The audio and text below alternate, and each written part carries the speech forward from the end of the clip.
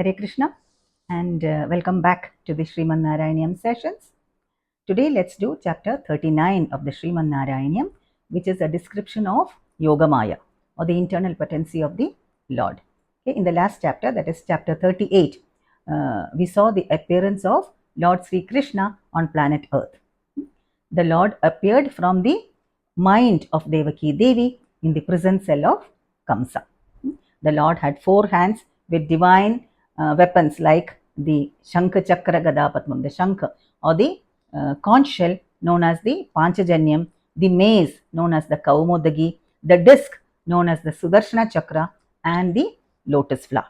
Okay, and Devaki and Vasudeva were in ecstasy when they saw this form of the Lord, and the Lord advised Vasudeva to take him to Gokula and exchange him with the newly born baby of Yashoda Maya. Yashoda was the wife of the cowherd chief Nanda Baba. Okay, and then on the request of Devaki and Vasudeva, the Lord again assumed the form of a baby, human baby. Okay, now Vasudeva immediately took Lord Sri Krishna, baby Krishna, in his hands, and as soon as he took the baby in his hands, the chains that bound him fell off. And as he walked towards the prison door, the doors opened automatically. All the guards were fast asleep, and Vasudeva walked out. Right? And as he walked out, it was past midnight and it was raining heavily.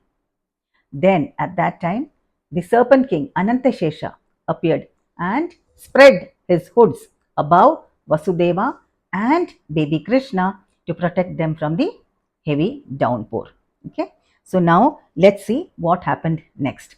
As usual, we'll read the first shloka, the first verse of chapter 39, and then discuss. All right. भवन्तमयमुद्वहन् यदुकुलोद्वहो निःसरन् ददर्श गगनोच्चलज्जलभरां कलिन्दात्मजाम् अहो सलिलसञ्जयः स पुनरैन्द्रजालोदितो जलौघ इव तत्क्षणात् प्रपतमे यथा माययौ. So what does it say here? When the leader of the Yadu clan, Vasudeva, set out carrying baby Krishna in his hands, he saw the waters of the river Yamuna flooded up to the skies.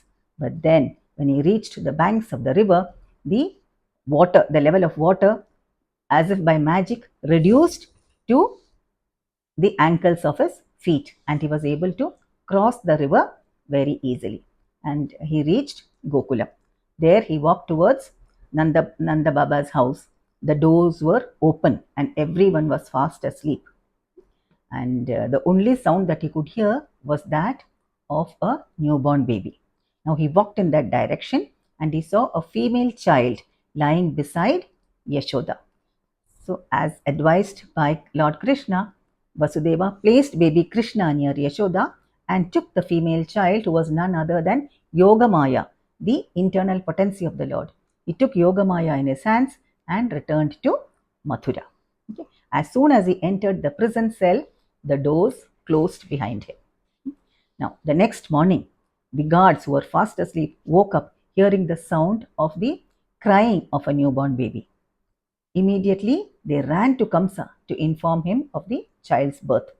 Now, Kamsa, stricken with fear and with disheveled hair, came running to the prison cell. But he was surprised and confused when he saw a female child in his sister's hand. The prediction was that Devaki's 8th son would kill Kamsa. But now the 8th child was a female, was a baby girl. Okay, and then Kamsa decided that certainly this was the trick of the deceitful Vishnu. So he immediately snatched the baby from his sister's hands and dashed her against a block of stone. And here the poet says, just as the Lord's devotees would quickly free themselves from the clutches of death, this Yogamaya freed herself from the clutches of Kamsa and without touching the earth rose above and rose towards the sky.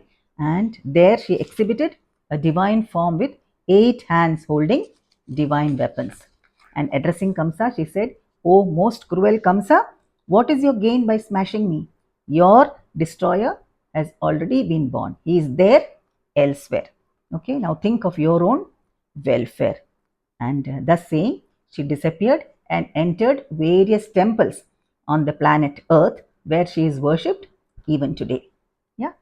And the next morning, now Kamsa called all the main demons like Bakasura, Putana, Pralambasura, and others, and told them what Yogamaya had said. And then he passed orders. He told them to kill all the newborn babies in the land. So then these asuras, they roamed around fearlessly, killing all the newborn babies mercilessly. Merciless people are capable of doing merciless acts. And now there in Gokulam, baby Krishna, lying beside Yashoda Maya, started kicking his hands and legs in the air and crying loudly. Now, hearing the baby's cry, all the women folk woke up, and then they announced the birth of a baby boy to Yashoda Maya. Okay, and Yashoda was in a daze, so she could not remember whether it was a baby girl or a baby boy that she gave birth to. Okay, now the whole of Gokulam was brimming with joy, and the Lord looked like a beautiful kalaya flower lying near Yashoda. Yashoda Maya took the baby in her hands and started breastfeeding the baby. And here the poet says, Yashoda Maya's good fortune surpassed even that of the most meritorious and holy persons. Yeah? And then Nandagopa, who was overwhelmed with joy and out of desire for the well being of his newborn baby, gave away limitless gifts to holy men. And so also the Gopas, the cowherd men, they performed numerous auspicious rites for the well being of this baby. And the poet Sriman Narayaneeyam Bhattacharipad winds up this chapter saying, O Lord, O harbinger of auspiciousness of the three worlds, deign to save me from my ailments. We know that Melpatur was suffering from acute rheumatism. Okay? So he winds up saying, so he is praying to the Lord, asking and the Lord to protect him from this deadly disease. Okay? That is about chapter 39.